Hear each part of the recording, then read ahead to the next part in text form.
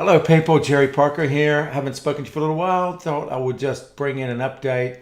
I've been doing some research. I have a few investors looking at properties, trying to figure out what's the best thing to do. And I've just come over the research that I go through. And this is the latest from CoreLogic. Their national media release came out. They're talking about the housing downturn gathers momentum in July with national dwelling values falling at the fastest rate since 2012. So this is part of that correction of the story of the Sydney correction. They've got, I'll just go through some of these numbers as to Sydney this quarter change in value for this financial year down 5.4%, Melbourne down 0.5%, Brisbane up 1.2%, Adelaide up 0.7%, Hobart is up 11%. It's a small market. Perth down 2.3%. Canberra is up 2.4%, which is good for people in Canberra. So the national capitals are coming off a bit, except Brisbane. It's part of a story. One reason that has captured me onto this, I've seen this cycle. We kind of feel like in a normal type of a cycle now, when all the money and wealth has been created in Sydney, Melbourne, where the huge populations are.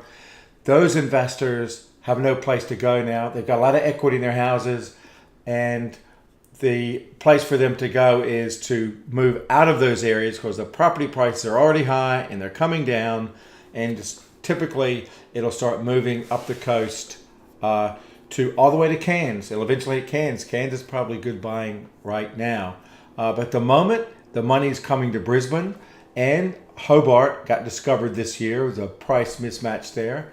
So there's a lot coming into Brisbane where you can still get positive cash flow and get negative gearing at the same time in the same property. It's like, say, a $500,000 house and land package, and you get $500 a week.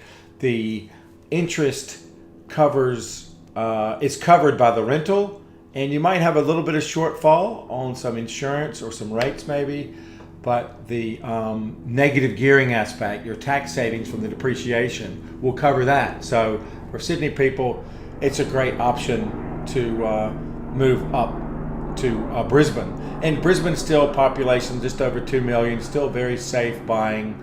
The CBD is probably good buying now as well because it's got a little bit overbuilt last year. But just you can get deals now.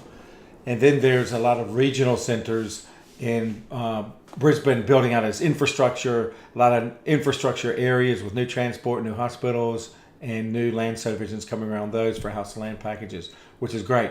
Next year, I reckon we're going to see it keep moving further up the coast. But right now, and at the moment, Brisbane is good, as CoreLogic has been pointing out in their numbers.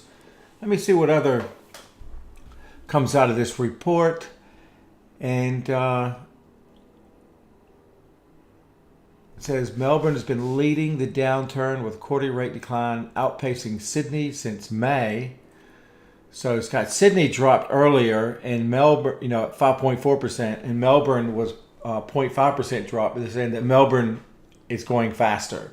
And since the numbers come out of these big population areas, the media reports that's the whole Australian market. But that's not the case. It's location, location, location. Just wanted to go over that with you. And if you'd like to talk about it, give me a shout.